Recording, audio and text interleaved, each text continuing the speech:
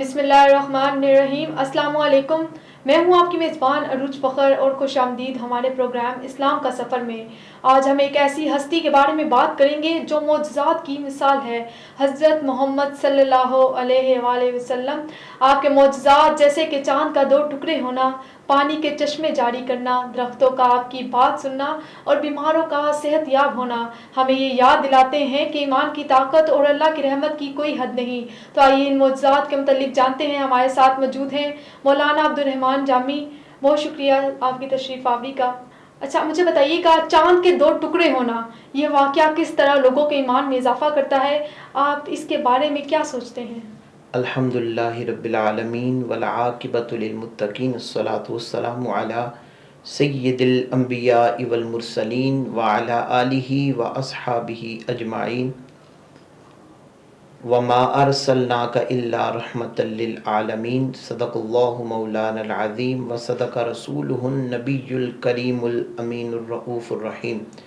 इन्नल्लाह व मलाइकतहु युसल्लूना अलन नबी या अय्युहल्लज़ीना आमनू सल्लु अलैहि व सल्लिमू तस्लीमा। अल्लाहुम्मा सल्लि अला सय्यिदिना मुहम्मदिन व अला आलि सय्यिदिना व मौलाना मुहम्मदिन व बारिक व सल्लिम। बहुत शुक्रिया आपका कि आपने टीवी के ऊपर मुझे बुलाया। अल्लाह रब्बुल इज़्ज़त आपके इस जो आपका शो है इसको अपनी पाक बारगाह के अंदर कबूल फरमाए, जो ज़िक्र इमामुल अंबिया सल्लल्लाहु ताला अलैहि वसल्लम की याद में सजाते हैं।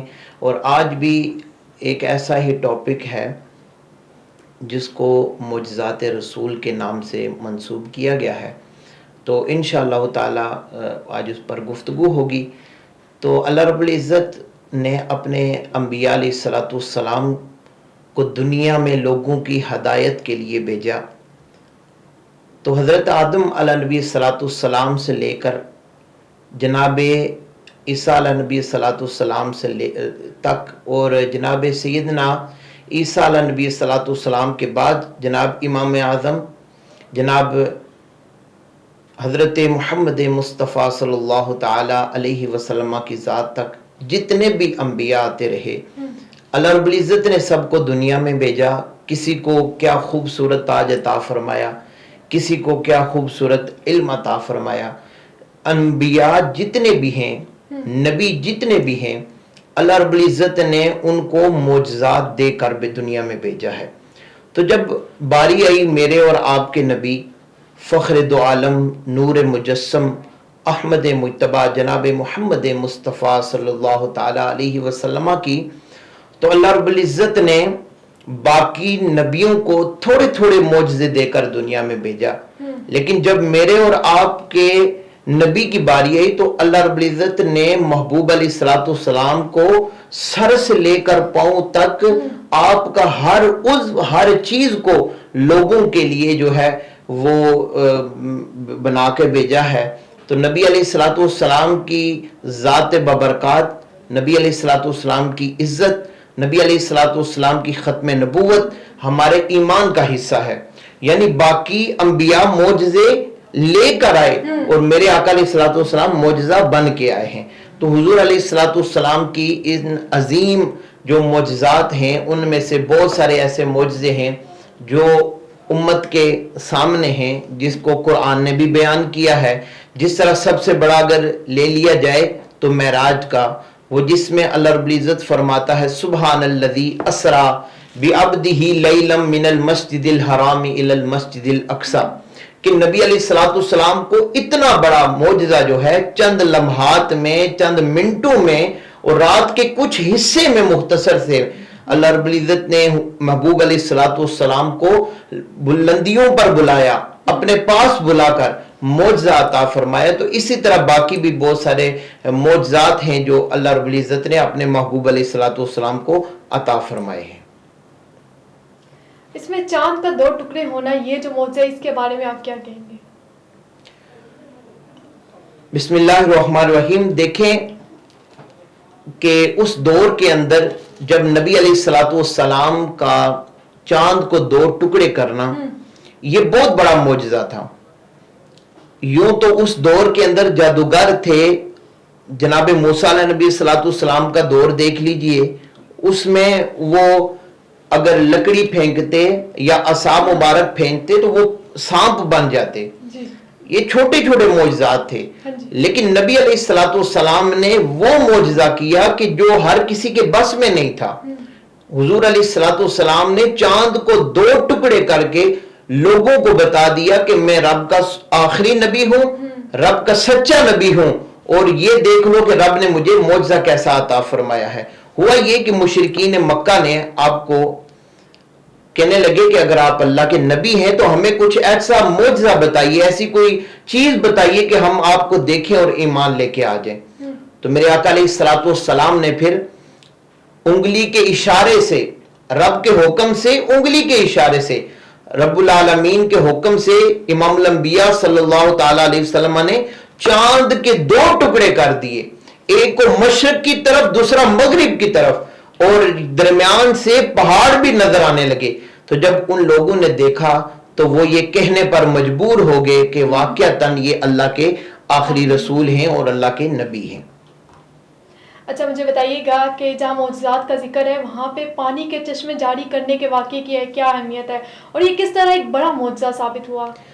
نبی علیہ السلام کی ذات ببرکات میں نے آپ کو جیسے پہلے بتایا ہے, اگر اس پر روشنی ڈالی جائے, دیکھا جائے تو باقی انبیاء معجزے لے کر آئے, میرے نبی معجزہ بن کے آئے.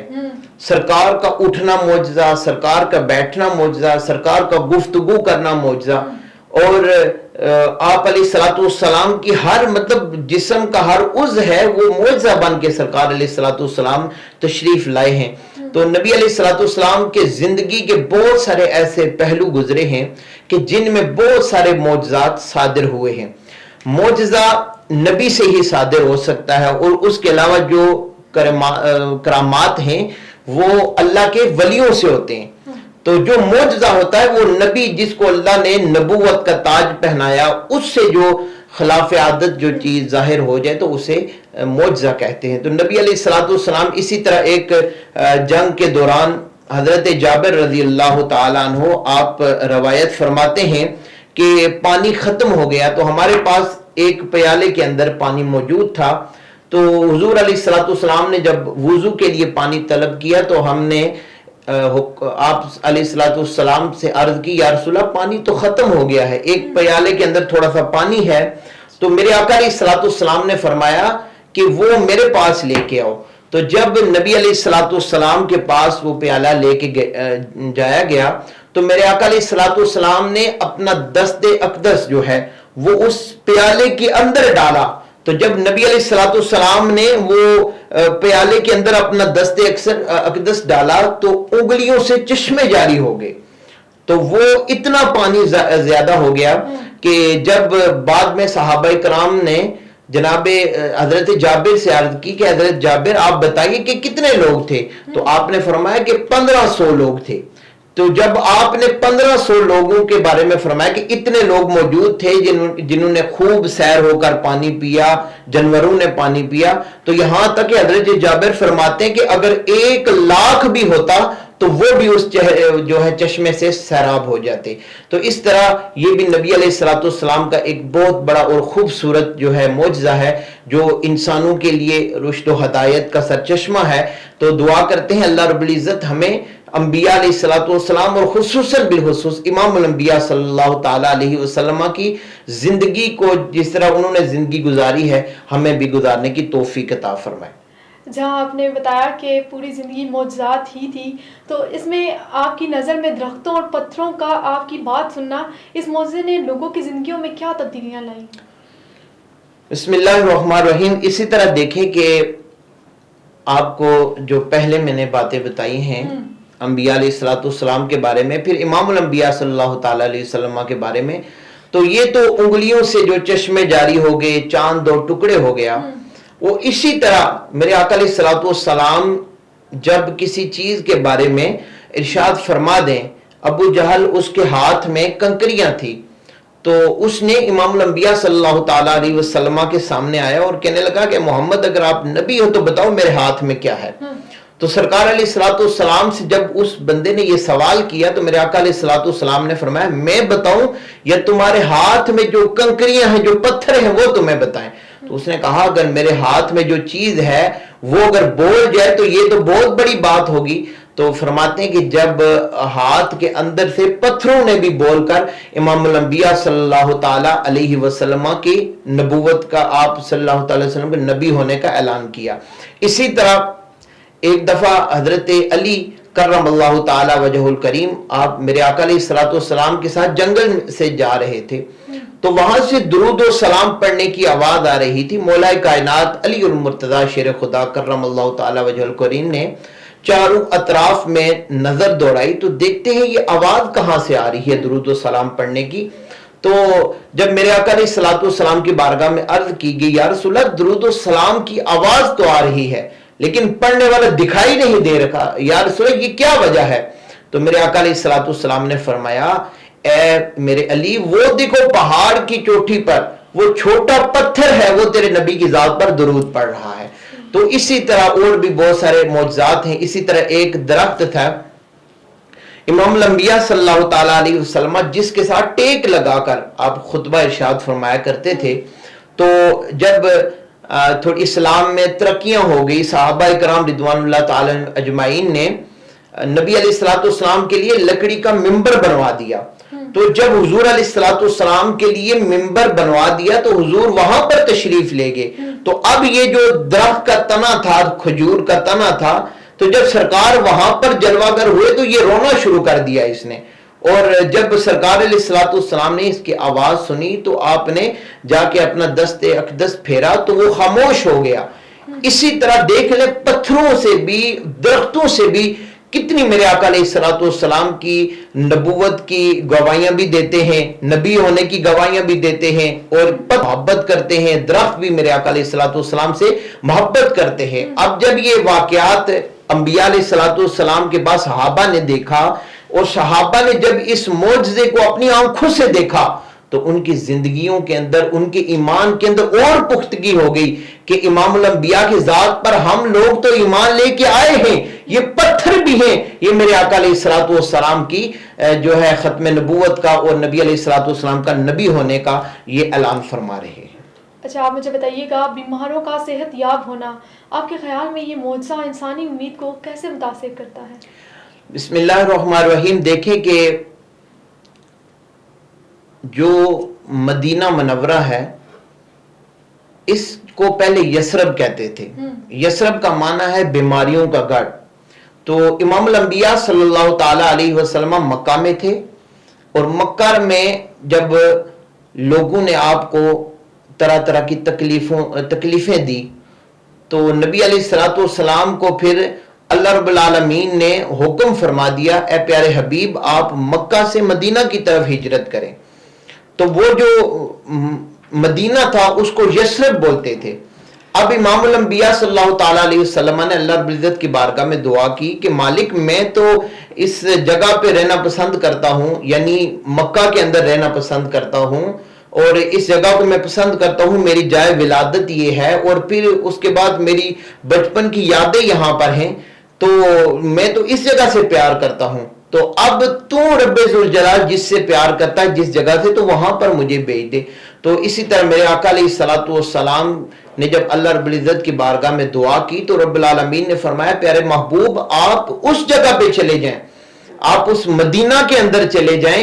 تو اللہ رب العزت کو مدینہ پسند تھا، محبوب علیہ السلام کو مکہ پسند تھا، تو جس جگہ پہ وہ کہتے یار کی مرضی جہاں پہ ہوتے تو وہاں پر نبی علیہ السلام پھر مکہ سے مدینہ کی طرف آپ نے ہجرت کی۔ تو جب وہاں پر پہنچے تو بہت سارے جو ہے اللہ کے نبی کے صحابہ بیمار ہو گئے، تو جب بیمار ہو گئے تو لوگ طرح طرح کی باتیں کرنے لگے کہ یہ جو مٹی ہے اس جگہ کی یہ بڑی بیماریوں کا گڑھ ہے، بیماریاں ہیں. لیکن جب میرے آقا علیہ الصلوۃ والسلام نے اس دھرتی کے اوپر، اس زمین کے اوپر اپنا پیارا قدم مبارک رکھا تو سرکار کے قدم مبارک سے مدینہ کی مٹی بھی جو ہے وہ لوگوں کے لیے صحت یابی کا باعث بن گئی. لوگ اس سے متاثر ہو گئے، لوگوں کو صحت ملنا شروع ہو گئی. یعنی پہلے بیماریاں دیکھیں اور بعد میں صحت دیکھیں. یہ بھی نبی علیہ الصلوۃ والسلام کا ایک معجزہ ہے کہ جہاں پر پہلے بیماریاں تھی اور پھر سرکار علیہ الصلوۃ والسلام نے جب وہاں پر اپنی کرم نوازی فرماتے ہوئے اپنے قدم مبارک رکھے تو اللہ رب العزت کے حکم سے وہ جگہ بھی لوگوں کے لیے صحت یابی کا باعث بن گئی، اور آب و ہوا اس کی تھی وہ بھی لوگوں کے لیے بہت اچھی ہو گئی تاکہ لوگ اس سے فائدہ اٹھانا شروع ہو گئے. اچھا، آپ مجھے بتائیے گا، انبیاء علیہ السلام کے بھی بہت سے معجزات ہیں، باقی انبیاء اور حضرت محمد صلی اللہ علیہ وسلم کے افضل معجزات کے بارے میں رہنمائی کیجیے گا. بسم اللہ الرحمن الرحیم. نبی علیہ الصلوۃ والسلام کے میں جیسے پہلے آپ کو بتا چکا ہوں کہ انبیاء علیہ الصلوۃ والسلام اور میرے آقا علیہ الصلوۃ والسلام کے معجزات میں بہت فرق ہے. باقی نبی معجزہ بن کر آئے اور میرے آقا علیہ الصلوۃ والسلام سر سے لے کر پاؤں تک معجزہ ہی معجزہ تھے.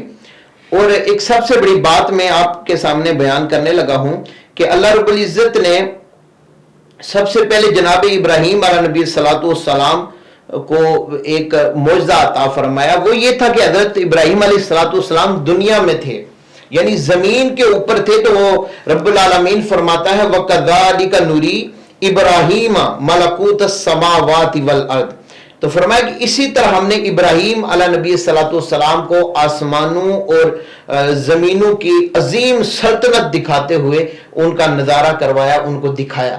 تو یہ جناب ابراہیم علیہ نبی الصلوۃ والسلام کو زمین کے اوپر اللہ رب العزت نے فرمایا کہ ہم نے ان کو دکھایا، آسمانوں کی بادشاہت دکھائی، زمینوں کی بادشاہت دکھائی، لیکن زمین کے اوپر. تو جب میرے اور آپ کے آقا حضرت محمد مصطفیٰ صلی اللہ تعالی علیہ وسلم کے معجزے کی باری آئی تو اللہ رب العزت نے ان کو زمین پر نہیں رکھا بلکہ سب سے افضل فرشتے کو بھیجا. وہ فرشتہ کون ہے؟ حضرت جبریل علیہ الصلوۃ والسلام کو بھیجا اور کہا کہ جاؤ میرے محبوب کے قدموں کو چوم کر انہیں کیا کہتے ہیں بیدار کرو. اور جب قدموں کو چوم کر بیدار کیا تو نبی علیہ الصلوۃ والسلام کی بارگاہ میں جبریل امین عرض کرنے لگے یا رسول اللہ رب العزت آپ کے دیدار کا مشتاق ہے.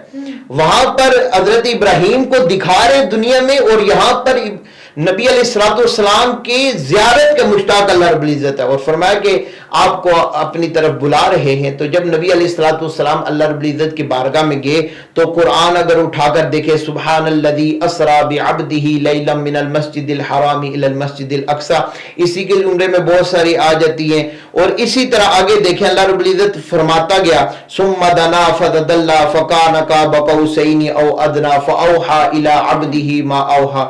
اللہ رب العزت اپنے محبوب کو فرماتا گیا، وہاں پر دور ہے، یہاں پر سرکار کو فرماتا رہا کہ اے میرے محبوب اور قریب ہو جاؤ اور قریب ہو جاؤ. یہاں تک کہ امام الانبیاء فخر مجسم نبی علیہ الصلوۃ والسلام فرماتے ہیں کہ میں نے سر کی آنکھوں سے رب ذوالجلال کا دیدار کیا ہے. تو ماشاءاللہ یہ بھی ایک بہت بڑا معجزہ میرے آقا علیہ الصلوۃ والسلام کا ہے جس سے کائنات ہی نہیں بلکہ آج رہتی دنیا تک، آج دن تک کسی آنکھ نے رب ذوالجلال کو نہیں دیکھا. وہ پیارے آقا علیہ الصلوۃ والسلام کی ذات کریمی ایسی ہے کہ جس نے رب کو بھی دیکھا، رب کا دیدار بھی کیا اور پھر آ کے امت کو بھی بتایا کہ رب جیسا خود خوبصورت ہے ایسے نبی اپنے محمد عربی کو بھی ایسا خوبصورت بنایا. کیا آپ کے خیال میں معجزات کو سمجھنے کے لیے ہمیں کن ثقافتی اور مذہبی پہلوؤں پر غور کرنا چاہیے؟ معجزات جو بھی ہیں انبیاء علیہ الصلوۃ والسلام سے صادر ہوتے ہیں. تو انبیاء علیہ الصلوۃ والسلام کے بعد جو کائنات کے اندر آج کل کے دور کے اندر اگر کسی ولی سے یہ چیز خلاف عادت صادر ہو جائے، یعنی جس طرح زمین کا پھٹنا اور کیا کہتے ہیں کوئی بیمار ہو تو وہ صحتیاب ہو جائے، اس کو ہم معجزہ نہیں کہیں گے بلکہ اس کو کرامت کہیں گے. اور اللہ کا جو نیک بندہ ہوتا ہے اللہ رب العزت اس کی دعائیں بھی سنتا ہے. تو پھر اگر کسی کے لیے وہ دعا کر دے تو اس کو ہم کیا کہیں گے، یہ کرامت ہے ان کی کہ ان کی وجہ سے اللہ رب العزت نے ان کو صحتیابی عطا فرمائی۔ تو معجزات کو سمجھنے کے لیے یہی ہے کہ معجزہ ہم کہتے ہیں کہ ہم ان کو سمجھیں گے کیسے۔ اچھا، معجزے کی ایک یہ بھی ہے تعریف ہے، یہ سمجھ لیں کہ معجزہ کہتے ہی اسے ہیں کہ جو سمجھ میں نہ آئے، جو سوچ میں نہ آئے۔ آپ خود سوچ سکتے ہیں کہ انگلیوں سے چشمے جاری ہو رہے ہیں، یہ کیسے ممکن ہے؟ اور وہ آسمانوں کے اوپر چاند 2 ٹکڑے ہو جائے، یہ کیسے ممکن ہے؟ تو معجزہ کہتے ہی اس چیز کو ہیں جو بندے کی سمجھ میں نہ آئے، اور یہ اللہ رب العزت خوبصورت جو ہے یہ انبیاء علیہ السلام کو ہی خوبصورت معجزے عطا فرماتا ہے۔ بہت شکریہ آپ کی تشریف آوری کا۔ ہماری گفتگو کا وقت یہاں ختم ہوتا ہے۔ آپ سب کا بہت شکریہ کہ آپ نے ہمارے ساتھ اس اہم موضوع پر بات کی۔ حضرت محمد صلی اللہ علیہ وآلہ وسلم کے معجزات ہمیں صرف ایمان کی تقویت نہیں دیتے بلکہ ہمیں ایک بہترین انسان بننے کی ترغیب بھی دیتے ہیں۔ ہمیں امید ہے کہ آپ کو یہ پروگرام پسند آیا ہوگا۔ مزید معلومات اور دلچسپ موضوعات کے لیے ہمارے ساتھ جڑے رہیے۔ تب تک کے لیے اللہ حافظ۔